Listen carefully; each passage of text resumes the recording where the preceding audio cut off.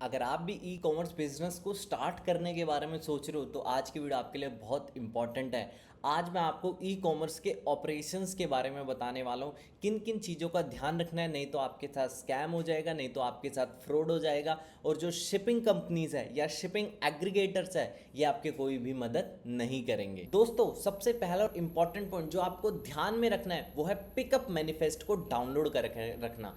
Pickup manifest क्या होता है? मान के चलो आपको कहीं से ऑर्डर आया, चाहे आपको आपकी वेबसाइट से ऑर्डर आया, मीशो से ऑर्डर आया, फ्लिपकार्ट से ऑर्डर आया या कोई दूसरे चैनल से ही क्यों ना ऑर्डर आया हो। सबसे पहले जब भी ऑर्डर आता है आपको उस ऑर्डर को एक्सेप्ट करना होता है और ऑर्डर एक्सेप्ट करने के बाद पैक करना होता है। पैक करने के बाद जो कुरियर कंपनी होती है, चाहे वो कुरियर कंपनी ई कार्ट हो, अमेजोन हो, ब्लू डर्ट हो, डीटीडीसी हो, कोई भी कुरियर कंपनी हो, उसको हैंड ओवर करना होता है। हैंड ओवर कैसे करना होता है? एक पिकअप बॉय आपके ऑफिस, आपके गोदाम या आपके घर पे आएगा, जो भी आपने पिकअप एड्रेस दिया होगा वहां से कुरियर को वो उठा के ले जाएगा।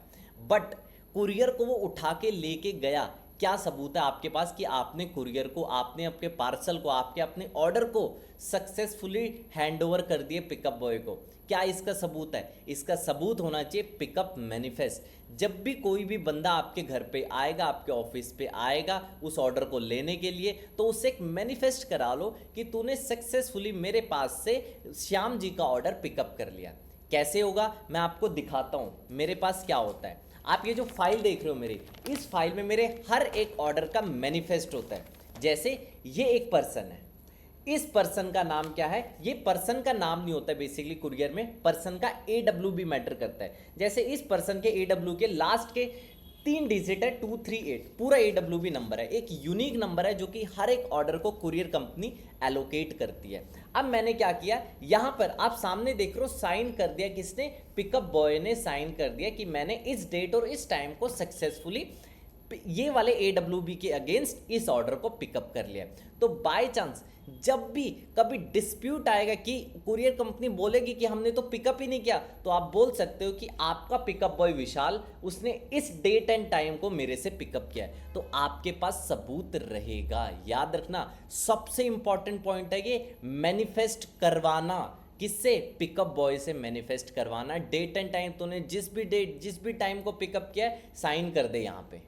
ठीक है, उम्मीद करता हूँ ये छोटा सा पॉइंट है बट आपको ध्यान में रखना है। कभी भी आपका कुरियर गुम हो जाता है, पिकअप के बाद कंपनी को नहीं मिलता है, तो आप कहोगे भाई तेरे पिकअप बॉय ने यहाँ पे साइन किया हुआ है और उसने सक्सेसफुली मेरे ऑर्डर को पिकअप किया हुआ है, तो उसके बाद लाइबिलिटी तेरी है।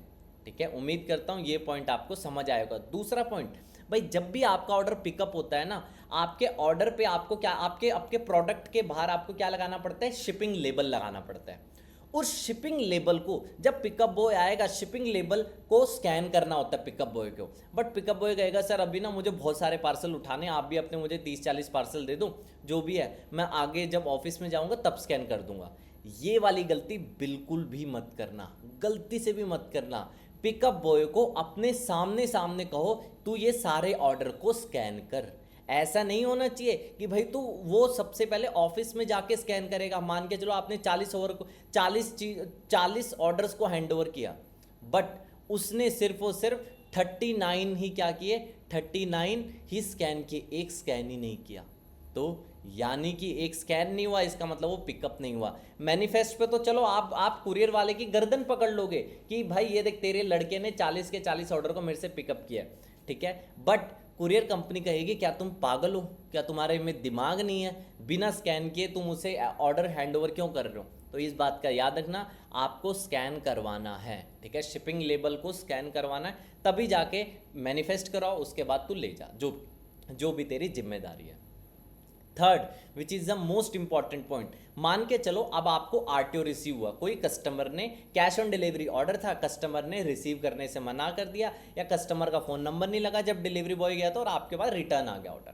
जब रिटर्न आएगा, चाहे आप कोई भी कुरियर कंपनी पकड़ लो, ठीक है, हर कंपनी की सेम ही एसओपीज है सबसे पहले।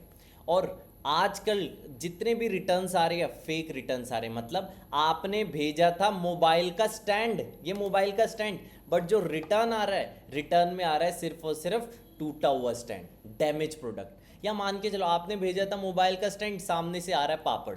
मतलब ये वाला स्कैम बहुत कॉमन देखा जा रहा है आज के टाइम में। तो ये वाला स्कैम आपके साथ ना हो, ठीक है, आपको इसका इंश्योरेंस मिल जाए, उसके लिए कुछ एसओपीज है, वो मैं आपको बता रहा हूँ। सबसे पहले आपने फॉर एग्जांपल किसी भी कुरियर कंपनी, सबसे पहले मान के चलो आपकी कुरियर कंपनी ई कार्ड, शेडोफैक्स, या फिर आप लगा लो अमेजोन, कोई भी एक कुरियर कंपनी है।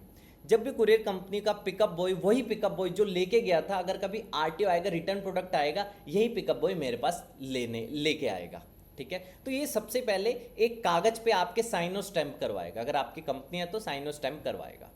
तो उस साइन और स्टैंप के सबसे पहले फोटो ले लो, सबसे पहला स्टेप, जिस भी कागज पे साइन और स्टैंप होता है उसकी फोटो ले लो। दूसरा स्टेप, जब पिकअप बॉय आपका ऑर्डर लेके आ रहा है, उसे अपने आप खोलने मत लग जाओ, क्या मेरा ऑर्डर सक्सेसफुली, क्या मेरा प्रोडक्ट डैमेज तो नहीं हुआ है, उसकी वीडियो बनाओ।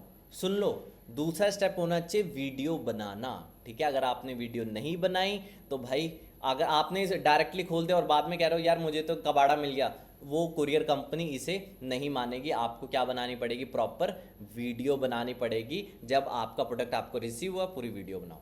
तीसरा स्टेप, भाई जब आप वीडियो बनाने से पहले आप क्या करना, फोटो ले लो चारों तरफ से, इधर से आगे पीछे ऊपर नीचे, हर कंडीशन में फोटो ले लो। और फोटो ना रोड पर ही लेना, भाई पिकअप वो आया था, रोड पे था, और रोड से ही मैंने क्या लिया, पिकअप कर लिया, ठीक है। ताकि बाहर के जो एनवायरनमेंट है ना उससे, और ये याद रखना उस फोटो में लेबल साफ साफ दिखना चाहिए। अगर उस फोटो में लेबल साफ साफ नहीं दिख रहा है तो भाई दिक्कत करेगी। वो कुरियर वाला कहेगा भाई तुम्हारे तो लेबल साफ साफ नहीं दिख रहा है, जब आपको प्रोडक्ट रिसीव हुआ है तो इसका मतलब गड़बड़ है, ठीक है। लेबल साफ साफ दिखना चाहिए और पैकेजिंग वीडियो होनी चाहिए, ठीक है। अच्छा, पैकेजिंग वीडियो में क्या होता है, for example courier team, e cart वाले या शेडोफैक्स वाले, वो इस बात को जरूर उठाएंगे कि आपके पास क्या होनी चाहिए, पैकेजिंग वीडियो होनी चाहिए। कौन सी एक तो होती है जब आरटीओ आपके पास रिसीव हुआ वो वाली वीडियो, ठीक है, रिटर्न प्रोडक्ट वाली वीडियो, ठीक है।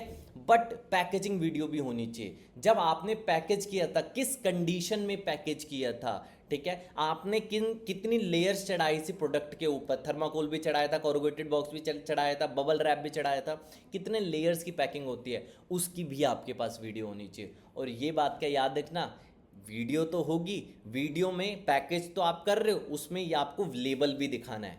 जी हाँ, आपको लेबल भी दिखाना है। मान के चलो सुरजीत जी है कस्टमर का नाम, सुरजीत जी का रिटर्न आ गया मेरे पास पार्सल, ठीक है। अब मुझे उसका इंश्योरेंस चाहिए, तो सबसे पहले कंपनी कहेगी कि आप मुझे प्रूफ ऑफ डिलीवरी हम किसे बोलते हैं, वो जो साइन और स्टैम्प जिस कागज पे करवाया था पिकअप बॉय ने। दूसरी चीज अनबॉक्सिंग वीडियो। तीसरी चीज पैकेजिंग वीडियो में आपका शिपिंग लेबल क्लियरली विजिबल होना चाहिए। शिपिंग लेबल आपके क्या होना चाहिए, क्लियरली विजिबल होना चाहिए। अगर आपके पास ये सारे पॉइंट है, ठीक है, और आपको अभी भी लगता है कि कस्टमर की मतलब मेरे पास गलत प्रोडक्ट आ गया, तो डायरेक्टली आपको कुरियर टीम को रीच आउट करना चाहिए, सारे के सारे प्रूफ्स को अटैच करना चाहिए, ठीक है। अब मैं आपको अगले इंपॉर्टेंट पॉइंट पे लेके चलता हूँ जो कि मेरे साथ हुआ था। मेरा प्रोडक्ट सक्सेसफुली डिलीवर हो चुका था मेरे क्लाइंट को, मेरे कस्टमर को, बट स्टिल वो आरटीओ में था। मैंने करवाया था निम्बस पोस्ट से, ठीक है, मेरा प्रोडक्ट स्टिल आरटीओ में था, ठीक है। बट आज भी ये आरटीओ, जिस डेट को मैं वीडियो रिकॉर्ड कर रहा हूँ, आज भी आरटीओ में पड़ा हुआ है।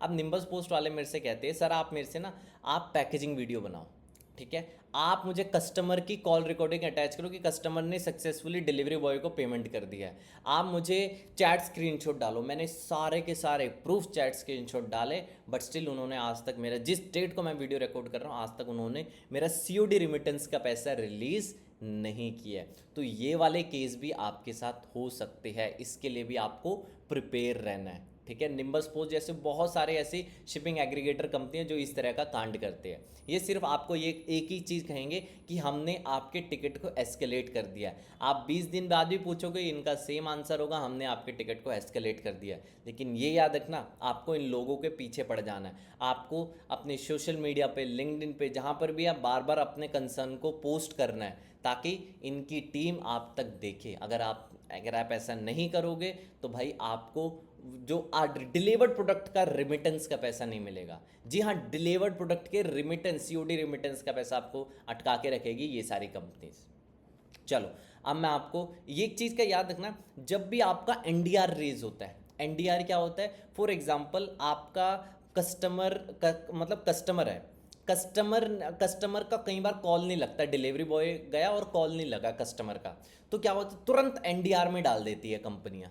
तुरंत एनडीआर क्या होता है, नॉन डिलीवरी रेट, मतलब डिलीवरी बॉय ने कह दिया कि भाई ये डिलीवर ही नहीं होगा, कस्टमर मेरा फ़ोन नहीं उठा रहा। बट कस्टमर को जब मैं पूछता हूँ, जो वेंडर होता है, जो सेलर होता है, सेलर ने पूछा कस्टमर को, सर डिलीवरी बॉय आपको कॉल कर रहा था, क्या आपका कॉल नहीं लग रहा था क्या? वो तो क्या, कस्टमर कह रहा भाई मैं तो कॉल करने को तैयार हूँ, ठीक है, मैं तो कॉल रिसीव करने को तैयार हूँ, मेरे पास ना कोई डिलीवरी बॉय आया, ना कोई मेरे पास ऑर्डर देने आया, कुछ भी नहीं आया, तो आप कैसे कह रहे हो कि डिलीवरी बॉय ने मुझे कॉल करने का प्रयास किया? बहुत बार ऐसा भी होता है, फेक अटेम्प्ट हम बोलते हैं, फेक डिलीवरी अटेम्प्ट। जब भी आपको लगे कि courier company fake delivery attempt कर रही है, courier boy, delivery boy fake fake attempt कर रहा है, तो आपको क्या करना है, कस्टमर ने कहा ना कि कस्टमर कह रहा है कि सर मुझे तो कोई डिलीवरी बॉय का कॉल नहीं आया, तो उसकी ना कॉल रिकॉर्डिंग अटैच कर लो, कॉल रिकॉर्ड कर लो, जिसमें वो बता रहा है कि मेरे पास तो कोई भी डिलीवरी बॉय ने कॉल ही नहीं किया। तो आपको क्या करना है, डिलीवरी बॉय ने कॉल नहीं किया, उसी कॉल रिकॉर्डिंग को अटैच कर दो, कहाँ पे, एक टिकट रेस कर देना है। आप जिस भी शिपिंग एग्रीगेटर या शिपिंग पार्टनर का यूज़ कर रहे हो, उस पर टिकट रेस कर देना, भाई तेरे डिलीवरी वाले ने मेरे कस्टमर को कॉल ही नहीं किया, तो आप कैसे कह रहे हो एनडीआर रेज हो गया। अगर कोई चैट स्क्रीनशॉट है जिसमें कस्टमर चैट में बता रहा है कि मेरे पास कोई कॉल ही नहीं आया, तो वो चैट स्क्रीनशॉट अटैच कर दो। ये वाला पॉइंट का आपको ध्यान रखना है। लास्ट पॉइंट जो मैं आपको एडवाइस दूंगा जिससे आपका आरटीओ कम से कम होगा, भाई मान के चलो आज आपको कोई सीओडी ऑर्डर आया, सबसे पहले उस सीओडी ऑर्डर को कंफर्म करो कस्टमर को कॉल करके, मैनुअल कॉलिंग करके, ठीक है, कि सर आपने सीओडी ऑर्डर किया, मैं आपका एक बार एड्रेस कंफर्म कर सकता हूँ। जब वो एड्रेस कंफर्म करे तभी जाके आगे भेजना, ठीक है, तभी जाके आगे क्या करना, प्रोसेस करना, शिप करना। अगर कस्टमर वहाँ पे मना कर दे, कस्टमर घबराए, तो कैंसिल कर देना ऑर्डर, ठीक है। अगर आप ये सोचोगे आईवेयर कंफर्मेशन या व्हाट्सएप कंफर्मेशन से मेरा आरटीओ कम होगा, बिल्कुल डेफिनेटली सी बात है, आरटीओ कम होता है, बट इतना कम नहीं होता है जितना आप समझ रहे हो। जब तक मैनुअल कॉलिंग नहीं करोगे तब तक बेनिफिट नहीं होगा। अच्छा, लोग ये भी बोलते हैं कि आरटीओ में पिन कोड्स को ब्लॉक कर दो। बहुत सारे ऐसे पिन कोड्स हैं जहाँ से फ्रीक्वेंट आरटीओ आते रहते हैं, उन पिन कोड्स को ब्लॉक कर दो। मैं ये वाली एडवाइस आपको बिल्कुल भी नहीं दूंगा। मैं आपको ऐसे पिन कोड्स प्रोवाइड करवा दूंगा जिससे फ्रीक्वेंट आरटीओज आते हैं, बट ऐसा जरूरी नहीं है इस पिन कोड में रहने वाले सारे के सारे लोग आरटीओ करेंगे, ठीक है। तो ये भी मैं आपको देखो, क्योंकि मेरे केस में ऐसे बहुत सारे पिन कोड्स हैं, बिहार के, नॉर्थ ईस्ट के, कोलकाता के, मतलब जो स्पेसिफिक बंगाल रीजन है, जो आरटीओ वाले पिन कोड्स हैं। मेरे बहुत सारे ऐसे कस्टमर्स हैं जहाँ पे आरटीओ का रिस्क रेट बहुत ज़्यादा, बट स्टिल उन्होंने सक्सेसफुली सीओडी रिसीव किया है। तो हर कस्टमर ऐसा नहीं होता, हर कुरियर पार्टनर ऐसा नहीं होता, ये मैं आपको एडवाइस दूंगा, ठीक है। आपको मैनुअल कंफर्मेशन करनी है। आप ये लगा लो, अगर आप मैनुअल कॉल कंफर्मेशन कर लेते हो ना, आपका आधे से ज़्यादा काम तो वहीं पे हो जाता है। और जब मान के चलो 14 तारीख को आपसे पिकअप हो गया वो ऑर्डर, आप डिलीवर होगा वो 20 तारीख को, 20 तारीख को डिलीवरी बॉय जो जब वो डेस्टिनेशन हब पर पहुंचेगा, वो डिलीवरी बॉय आपका कुरियर निकाल के निकल जाएगा, ठीक है। 20 तारीख को सुबह सुबह कस्टमर को कॉल करना है, सर मैं XYZ कंपनी से बात कर रहा हूँ, आपने मेरी कंपनी से ऑर्डर किया था, आज आपका ऑर्डर सक्सेसफुली रिसीव हो जाएगा, ठीक है। डिलीवरी बॉय आपको थोड़ी देर में कॉल करता होगा। ये सुबह सुबह आपको कॉल करना है। जितने आप सुबह 10 बजे ऑफिस में आ रहे हो, सबसे पहला काम अपनी टीम को ये बोलना है, सबसे पहले जितने भी आउट फॉर डिलीवरी ऑर्डर्स है उन सबको कॉल कर और बता, ठीक है। उम्मीद करता हूँ जितने भी मैंने पॉइंट्स बताए हैं, इन पॉइंट्स का आप ध्यान रखोगे। ई कॉमर्स में आज ये बहुत ही मैंने कॉमन चीज़ें बताई है जो लोगों के साथ हो रही है। अगर आप सोशल मीडिया उठा के देखोगे, भरे पड़े होंगे ऐसे कंप्लेंट्स। मेरे साथ खुद भी ऐसे बहुत सारे कंप्लेंट्स हुई है, तो मैं आपको भी कहूँगा इन सब से बच के रहें। और आप कौन कौन से टॉपिक्स पे वीडियो चाहते हो, कमेंट बॉक्स में हमें ज़रूर बताएं।